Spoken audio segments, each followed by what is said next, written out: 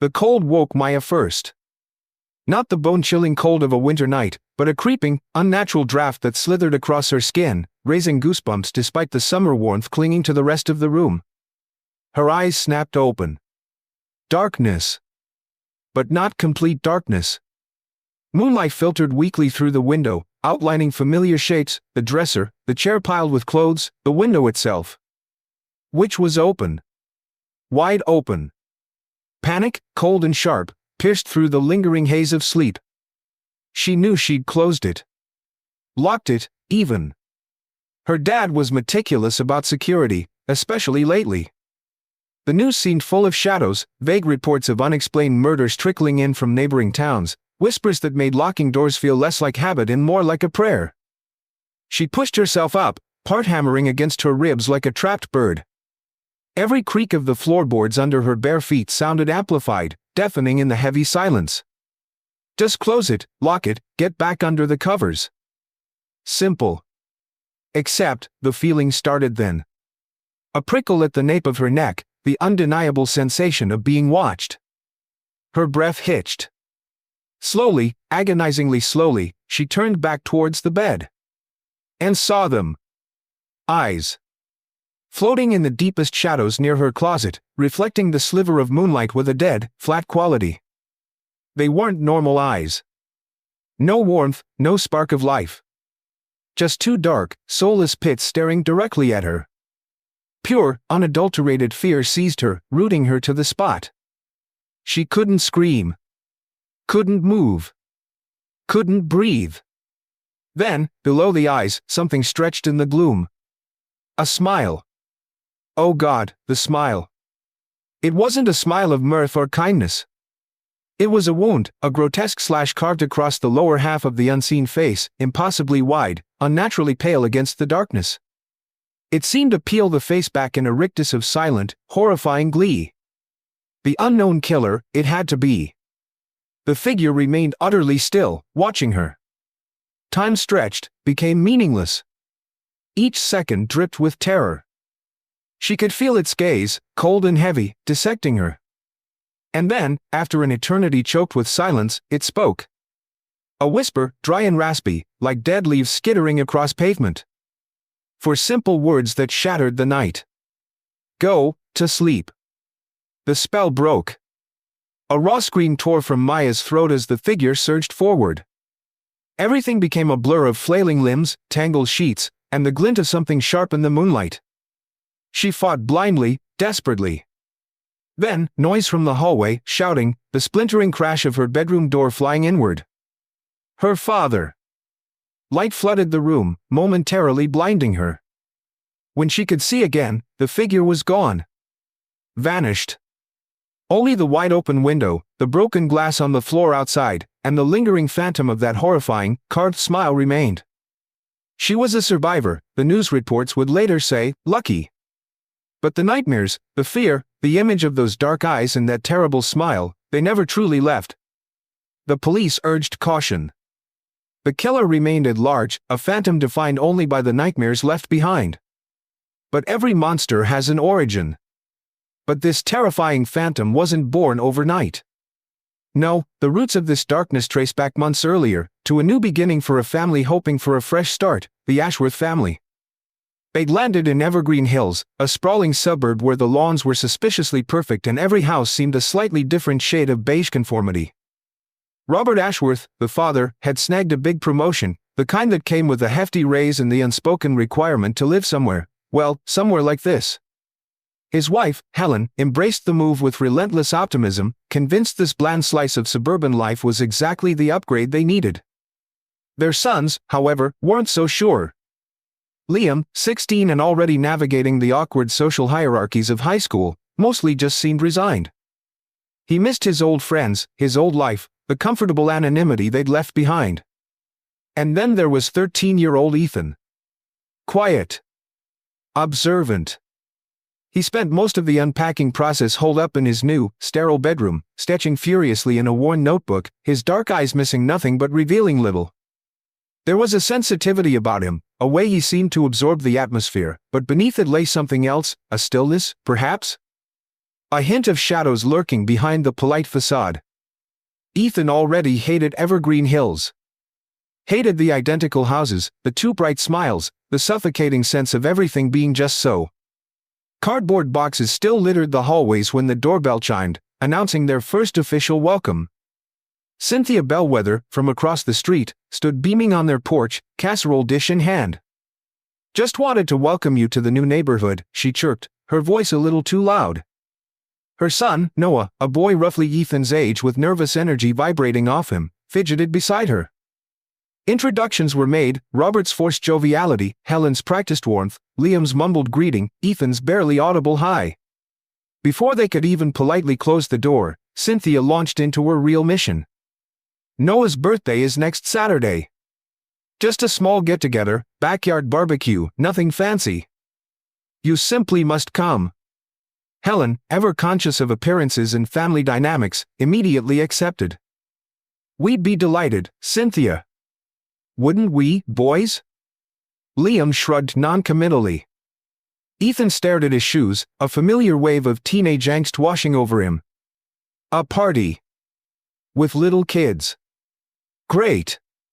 Later, after Cynthia and Noah had finally departed, Ethan found his mother in the kitchen. "Mom, why'd you say yes? A kids' party? Seriously?" Helen sighed, turning from the box she was unpacking. "Ethan, honey, we just moved here. We need to make an effort, be friendly. It's important for your father's job, for all of us." Her tone brokered no argument. "We're going. End of discussion." Ethan retreated back to his room, frustration simmering. He flopped onto his still unmade bed, staring up at the bland white ceiling. It was then that it happened. Not a pain, exactly. More like a flicker. A sudden, ice-cold surge of something. Anger? Resentment? It rose up out of nowhere, sharp and intense, tightening his chest for a split second before vanishing as quickly as it came. Just a strange feeling. Nerves, probably. Yeah, just nerves about the move, the new school, everything. He pushed the unease aside, blaming it on the unfamiliarity of it all. Sleep offered little respite, and morning arrived with the promise of the unknown, a promise that would soon be violently broken. The suburban quiet of the morning shattered without warning. Breakfast had been a tense affair, the clink of spoons against ceramic loud in the awkward silence. Ethan had picked at his cereal, that strange feeling from the night before returning, no longer a fleeting flicker but a persistent, low hum beneath his skin. A wrongness. He felt stretched thin, irritable, like static electricity was building up inside him with nowhere to go.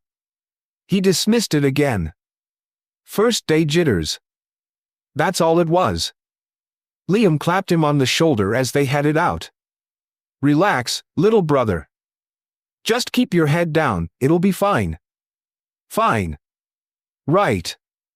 They reached the designated bus stop at the corner, an unnervingly pristine patch of sidewalk next to a perfectly manicured hedge. They waited. The silence stretched. And then, they heard it, the rattle of skateboard wheels on pavement, approaching fast. 3 figures rounded the corner, instantly recognizable as trouble. The one in front, clearly the leader, had a swaggering confidence and mean eyes that sized Ethan and Liam up immediately. Let's call him Marcus Thorne. Flanking him were his cronies, Leo, wiry and pale with a nervous energy that seemed misplaced given his sneer, and Gus, a lumbering ox of a kid who looked like he'd been held back a year. Or 3. They skidded to a halt, blocking the brothers' path. Marcus smirked, kicking his board up into his hand with practiced ease. He wore some faded band t-shirt, ripped jeans. Classic bullying uniform. Well, Marcus drawled, his voice dripping with mock amusement. Look what we got here. Fresh meat for the grinder. Leo snickered. Gus just grunted, cracking his knuckles. Liam stiffened, stepping slightly in front of Ethan. Leave us alone, man. We don't want any trouble. His voice was tight, trying for assertive but betraying nerves. Oh, but trouble wants you, Marcus retorted, taking a step closer. He invaded Liam's personal space, leaning in. See, in Evergreen Hills, there's a little welcome tax for new kids using our bus stop. Just a small donation to ensure smooth passage." He held out his hand expectantly. "Get lost," Liam spat, anger replacing fear. He shoved Marcus back lightly. "That was a mistake." Marcus's smirk vanished, replaced by a cold fury. "Wrong answer." He nodded almost imperceptibly to Leo. And suddenly, there it was. A glint of metal. Leo casually flipped open a small, sheep-looking pocket knife, the blade catching the morning sun. Small, yes. But undeniably a knife. The confrontation turned ugly. Fast. Liam tensed, ready to fight, ready to defend his younger brother. But Ethan, something happened inside Ethan. That low hum ignited. The static charge exploded. It wasn't cold anymore, it was a burning sensation flaring behind his eyes, consuming thought, consuming everything but a raw, primal urge. An urge to hurt. To break. To make them stop. It was a complete loss of control. Before Liam could even react, Ethan moved. It felt strangely distant, like watching someone else pilot his body. He lunged forward, fist connecting solidly with Marcus's nose. A wet crunch echoed in the sudden stillness. Marcus howled, staggering back, hands flying to his face as blood sprayed. Ethan didn't hesitate.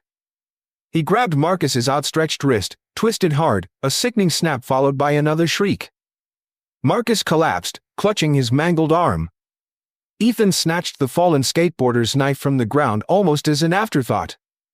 Leo, shock momentarily freezing his weaselly features, finally reacted, lunging wildly with his own small blade. Ethan sidestepped the clumsy attack, the stolen knife in his hand moving with brutal efficiency. A quick slash across Leo's forearm. Leo screamed, dropping his knife, stumbling back clutching the bleeding gash.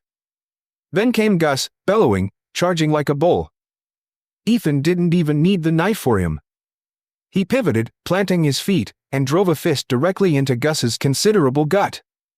The air whooshed out of the big kid in a choked gasp. Gus folded, dropping to his knees, retching onto the perfect sidewalk. Silence descended again, broken only by the gasps and whimpers of the three bullies. Ethan stood panting, Marcus's knife still clutched in his hand, knuckles scraped raw.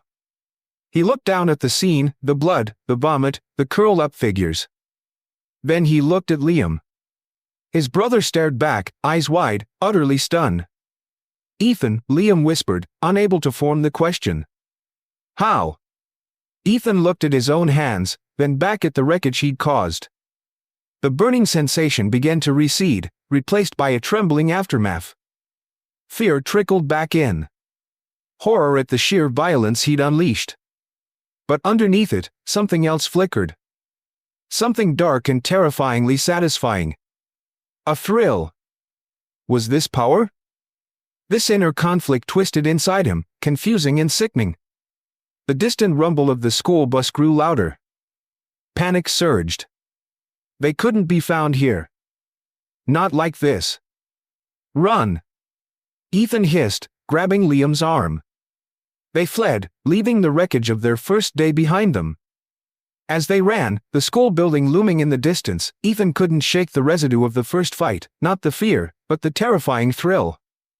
It was a flicker of darkness he didn't understand, a secret satisfaction that felt dangerously like coming home.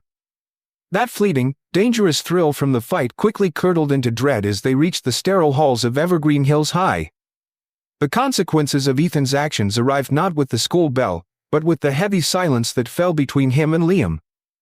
They didn't speak of it. Didn't need to. Liam kept shooting him worried, uncomprehending glances, while Ethan felt trapped in the echoing replay of the violence, the snap of bone, the slick feel of the knife grip, the horrifying surge of power. That strange feeling, the burning behind his eyes, was gone now, leaving behind a cold residue of fear and something else, shame? No, worse than shame. A confusing, sickening guilt. The walk home was worse, weighed down by the unspoken. They barely made it through the front door before the police cruiser pulled up, its flashing lights painting streaks across the pristine living room walls. Two officers, stern-faced and official, stepped out, their presence an immediate violation of the Ashworths' carefully constructed normalcy. Helen Ashworth went pale, her hand flying to her mouth. Robert stepped forward, attempting a calmness he clearly didn't feel. "Officers? Is there a problem?"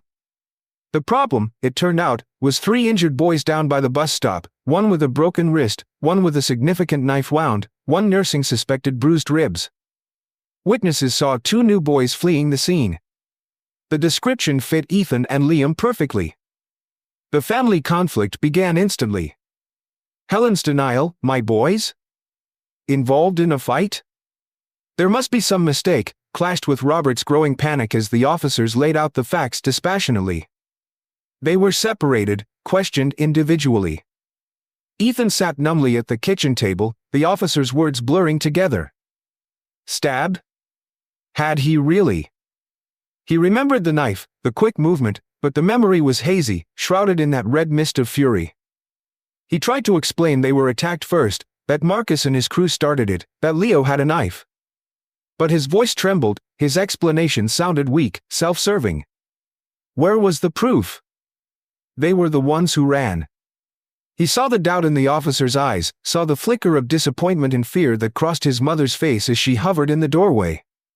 The weight of it all pressed down, suffocating him. He was about to crack, about to confess everything just to make it stop. It wasn't him. Liam's voice cut through the tension from the living room, loud and defiant. He burst into the kitchen, ignoring his father's attempt to restrain him. He faced the officers, his jaw set, eyes blazing. "It was me. Okay? I did it." Ethan stared, horrified. "Liam, no." "Shut up, Ethan." Liam shot back, not looking at him. He turned back to the cops, pulling up the sleeve of his shirt to reveal a long scrape on his forearm, a minor injury from the initial scuffle, now presented as evidence. "They jumped us. All 3 of them." I panicked. I grabbed the knife, the one they pulled first, and I just fought back. Hit them however I could.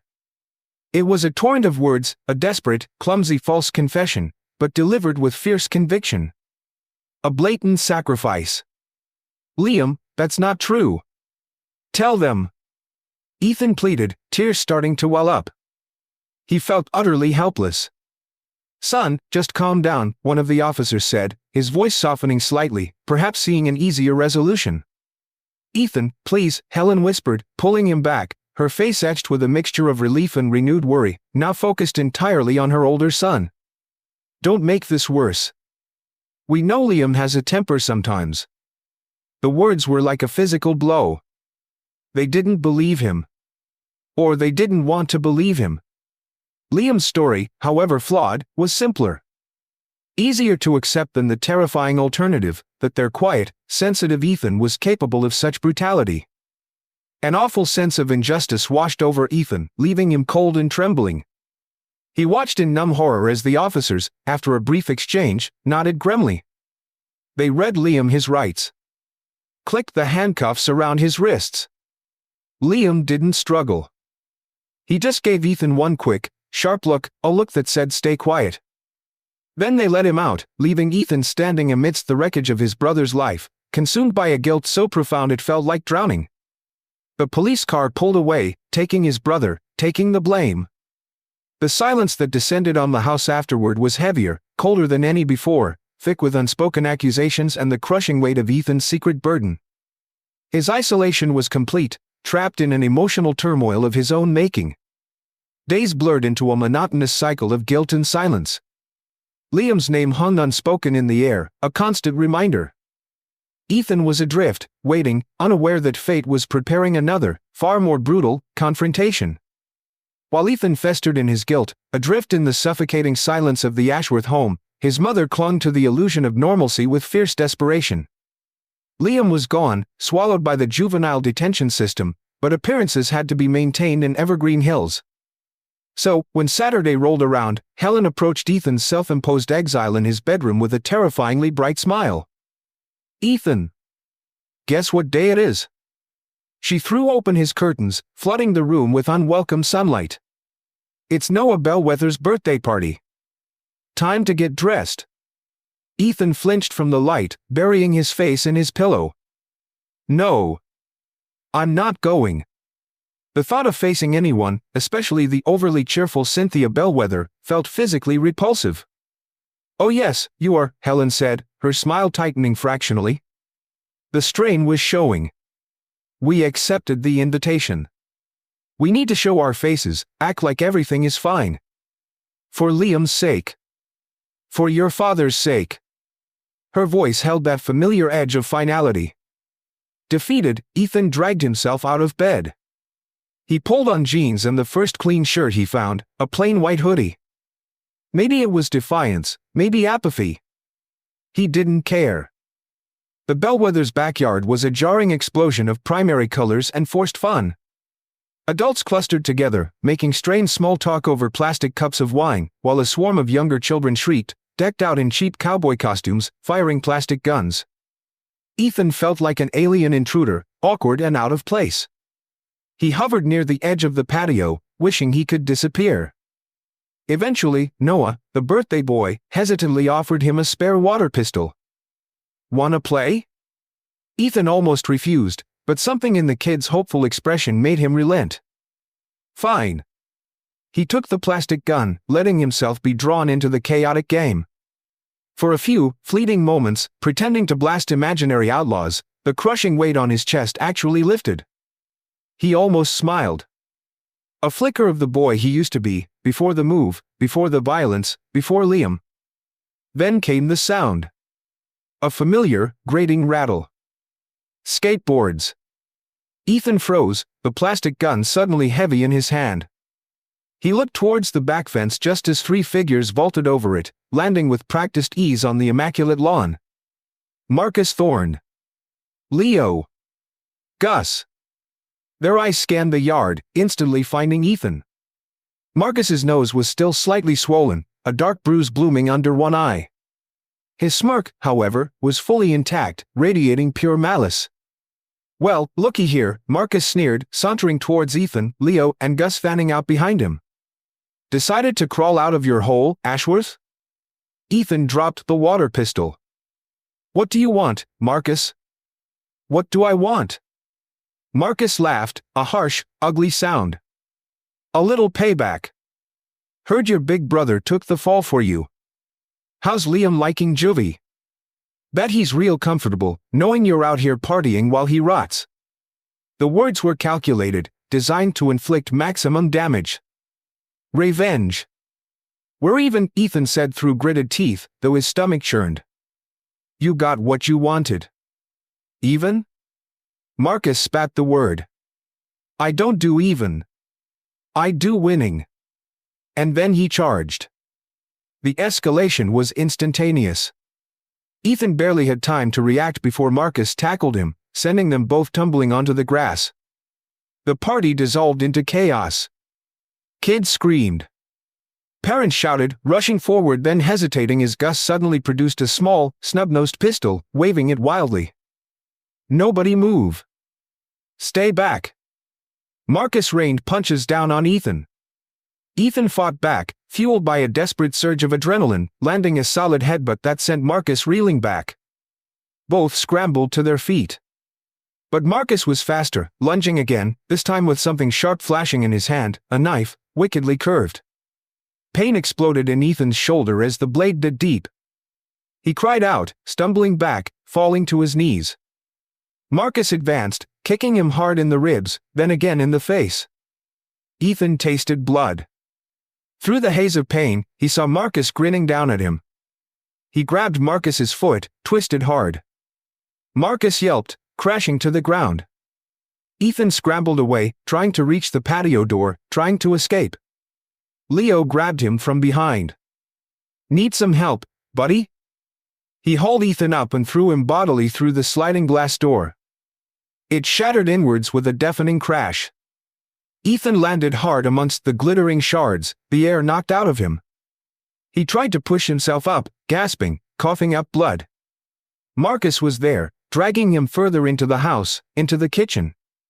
Kicking him again. Relentlessly. "Fight me!" Marcus screamed, his face contorted with rage. He spotted a half-empty bottle of vodka on the counter, grabbed it, and smashed it over Ethan's head. Glass rained down, sticky liquid burning in his eyes and cuts. "I said fight!" Marcus roared, hauling Ethan up and throwing him back towards the living room. "Look at me! Look at what you did! Your brother's in a cage 'cause you're a coward!" And that was it. The final blow. The point of no return. Something inside Ethan Ashworth didn't just break, it disintegrated. The strange feeling surged back, not as a flicker or a burn, but as a tidal wave, a roaring void that consumed everything. Thoughts ceased. Reason vanished. All that remained was a terrifyingly calm, cold certainty. The psychological snap was complete. Kill. As Marcus lunged again, Ethan moved with a speed and precision that wasn't his own. He sidestepped, grabbed Marcus, and used his momentum to slam him headfirst into the floor. Before Marcus could react, Ethan was on top of him, fists hammering down with detached, brutal violence. Not in rage, but with cold purpose. Punch after punch landed on Marcus's chest, directly over his heart. A sickening rhythm. Marcus gasped, his eyes wide with shock and sudden pain. His heart stuttered, spasmed, then stopped. He took one last, ragged breath, and then, stillness. Murder. Ethan slowly rose, breathing evenly, the roaring in his head subsiding to a low hum. He became aware of the silence. The wide, terrified eyes of the party guests staring from the doorway. The crying children. And Leo and Gus, near the shattered patio door, weapons trembling in their hands. Seeing the gun, seeing the knife, Ethan turned and fled towards the stairs. A shot rang out, wild, missing him by feet. He pounded up the stairs, Leo and Gus in close pursuit, shouting threats. He ducked into the upstairs bathroom, yanking the metal towel bar from the wall just as his pursuers burst in. Leo came first, knife flashing. Ethan dodged, swinging the heavy bar in a vicious arc. It connected solidly with Leo's face. A sickening crunch. Leo crumpled without a sound. Gus hesitated for only a second before charging, more agile than he looked. He grabbed Ethan, slamming him hard against the wall. Bottles and jars rattled on the shelf above. A large plastic container of bleach tipped, falling, bursting open and drenching both of them in the acrid liquid. They both yelled, the chemical burning their skin and eyes. Ethan wiped furiously at his stinging eyes. Gus, momentarily blinded, stumbled back.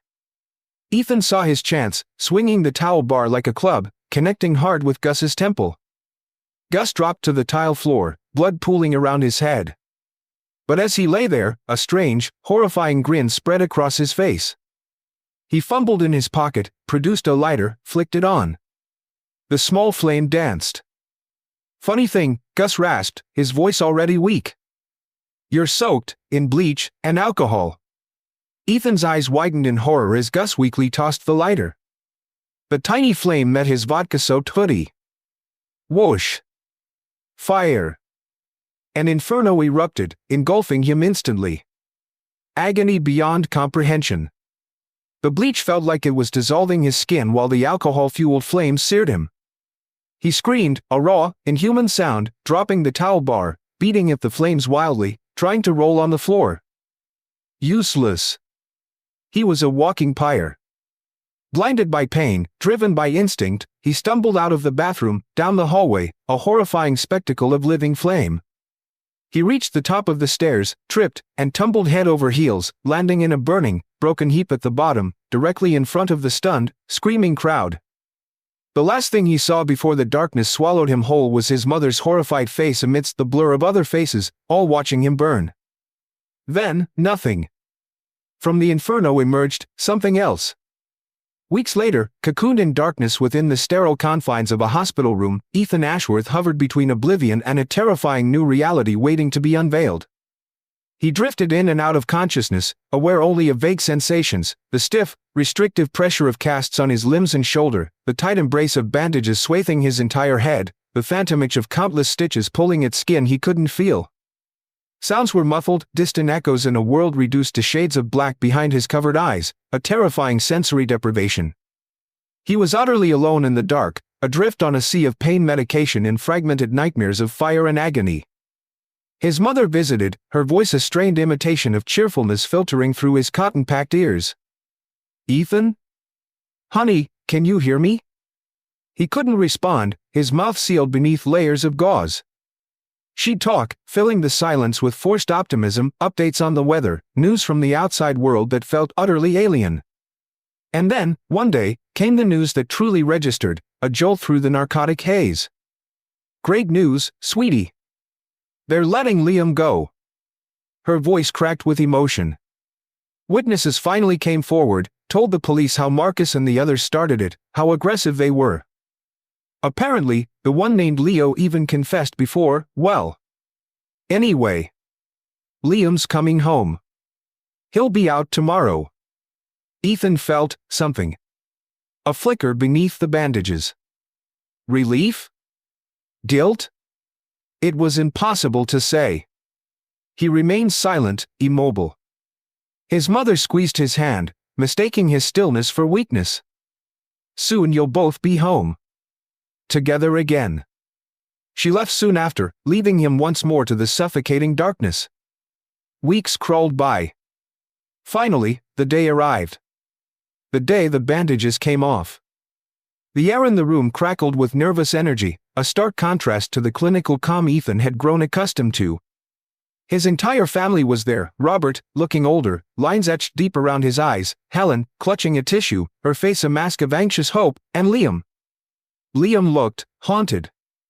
Thinner, quieter, the experience having clearly taken its toll, but he was there, standing awkwardly beside their father. Anticipation hung heavy in the air. The doctor entered, all calm professionalism. "All right, Ethan. Let's see how things have healed. Remember, it's still early days." His voice was calm, reassuring, as he began snipping through the layers of gauze. Snip. Snip. Slowly, carefully, the layers peeled away. Ethan could feel the air, cool on his skin for the first time in what felt like a lifetime. The room held its breath. The final piece of gauze covering his face was gently lifted away. The reveal. Helen gasped, a choked, strangled sound instantly followed by a sharp, piercing scream. Robert stumbled back a step, his hand flying to his mouth, eyes wide with disbelief and horror.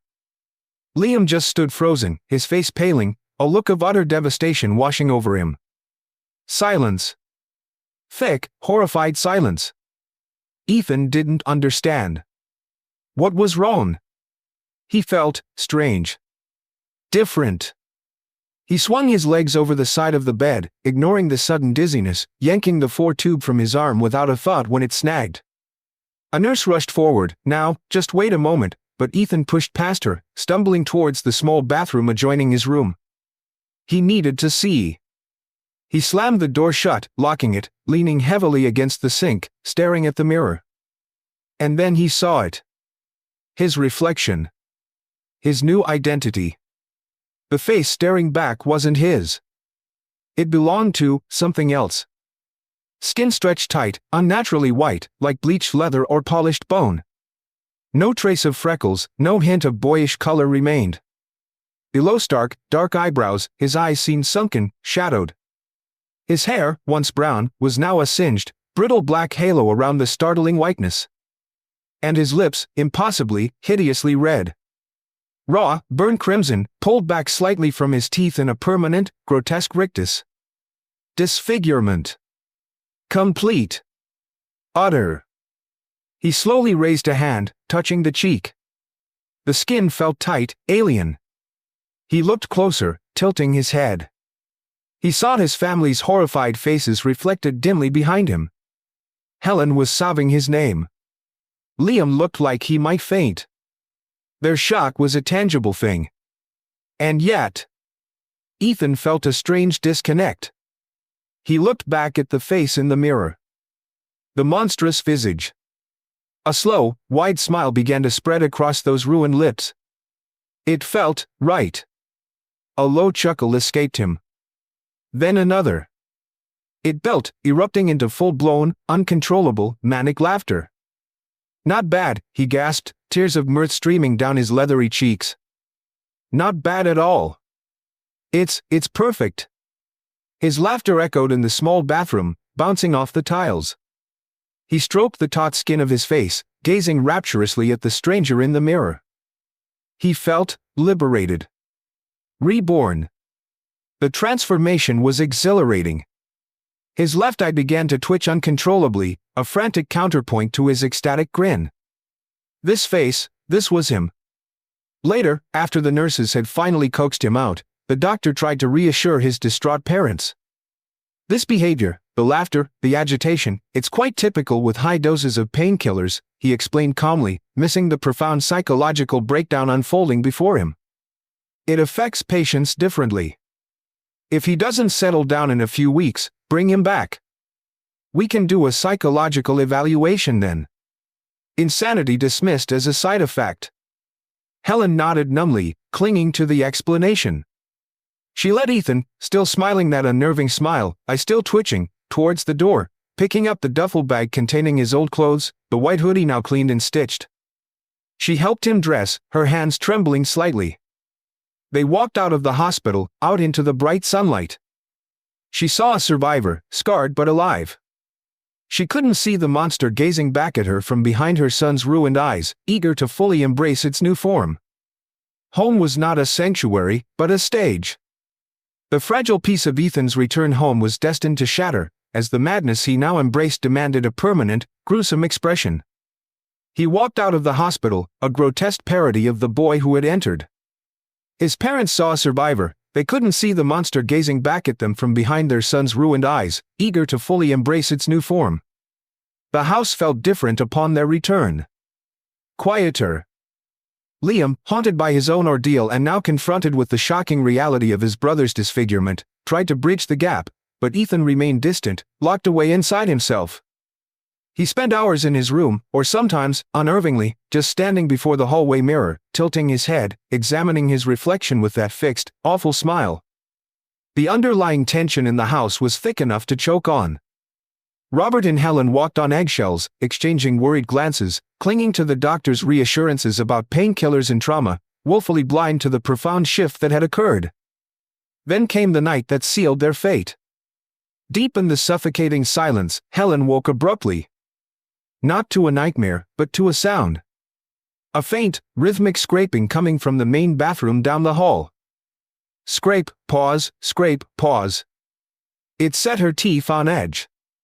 Heart pounding with an inexplicable dread, she slipped out of bed, careful not to wake Robert. She crept down the carpeted hallway, the sound growing slightly louder, more distinct. The bathroom door was cracked open just enough for a sliver of pale light to spill onto the runner. She pushed it open wider.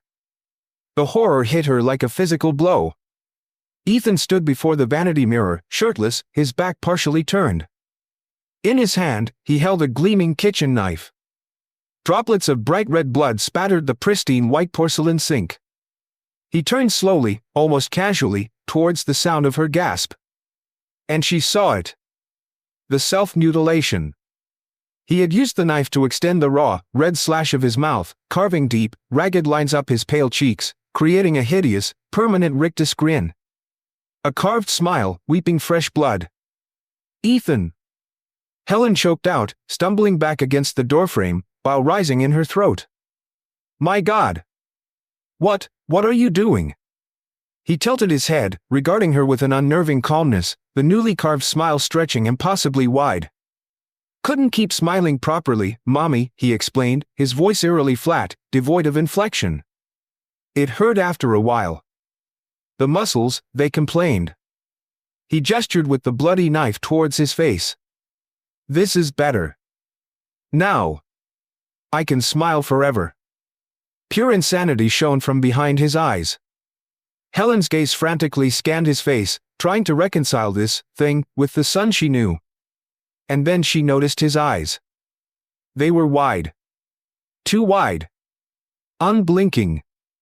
Reflecting the harsh bathroom light like polished obsidian. The skin surrounding them was dark, almost black, puckered and strange. Your eyes, she whispered, the horrific realization dawning. Ah, yes, Ethan said, almost thoughtfully. A problem. I kept getting tired, you see. My eyes, they kept wanting to close. How could I appreciate my new face if my eyes kept closing? He chuckled, a dry, rasping sound.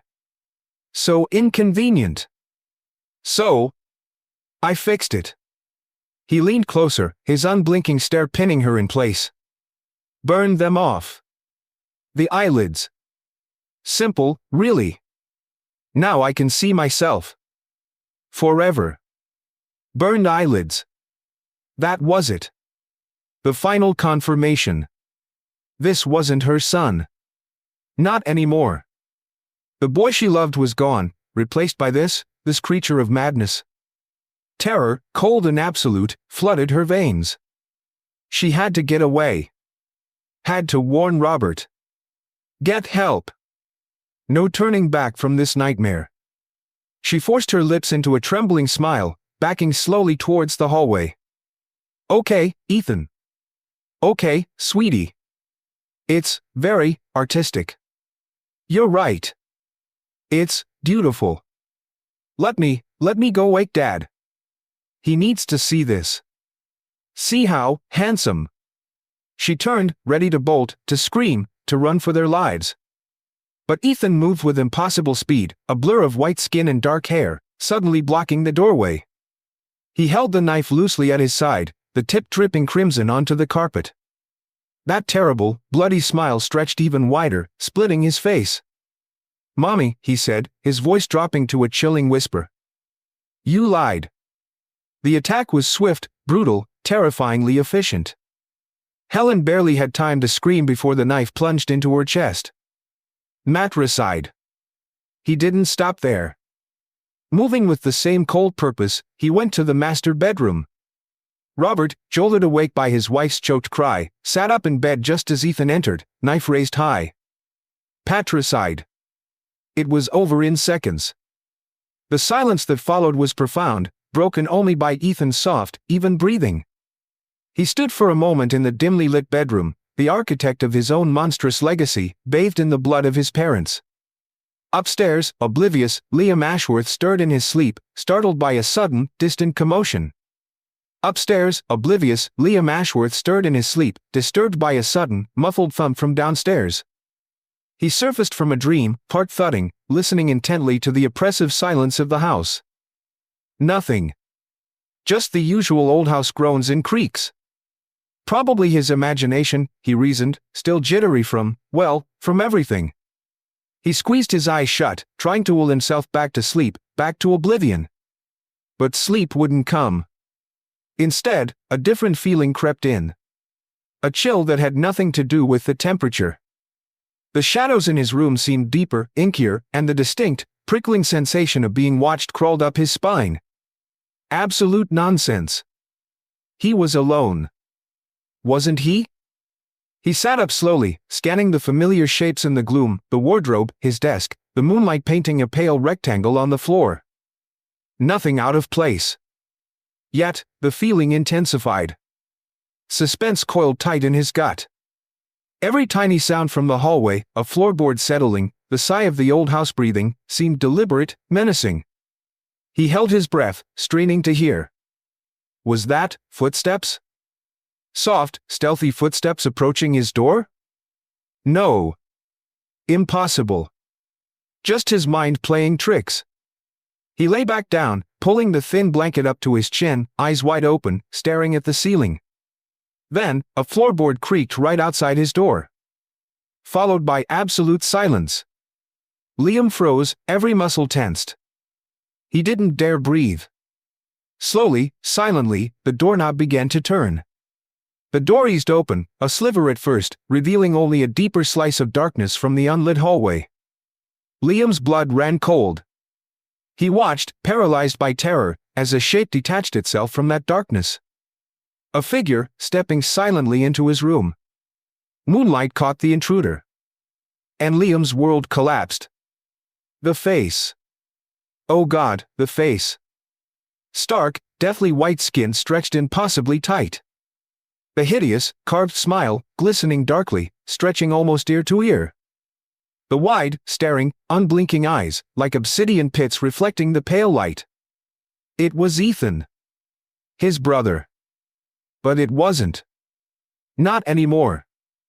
This was a monster wearing his brother's stolen shape, draped in clothes stained dark and wet, clutching a long kitchen knife that dripped rhythmically onto the bedroom floor. The reveal of the killer. A scream built in Liam's chest, but before it could escape, a hand clamped down hard over his mouth. Cold. Wet. Sticky. He gagged, crashing wildly against the sudden weight pinning him to the bed, pure animal panic giving him strength. He kicked and struggled, bucking against the figure, but it was useless. The final confrontation. Brother versus brother. Ethan, or the thing that was Ethan, leaned close, bringing that horrifying visage inches from Liam's face. The carved smile seemed to widen. Those empty eyes bored into him, devoid of recognition, devoid of humanity. Liam could smell the metallic tang of blood, the faint chemical odor clinging to him. He looked into his brother's eyes and saw nothing left. Only the monster remained. Ethan raised the knife high, the blade catching a stray beam of moonlight, gleaming sharp and deadly. Liam's struggles became frantic, hopeless sounds tearing against the suffocating hand. Implied violence hung heavy in the air. Then, the creature spoke. A whisper, soft, almost gentle, a terrifying counterpoint to the horror in its eyes. Shoo, brother. It's okay. A beat of silence, stretching into eternity. Then, the final, chilling command. The words that would echo in nightmares, whispered across flickering screens, birthing a legend. The start of the creepypasta. Coming full circle. Just, go to sleep,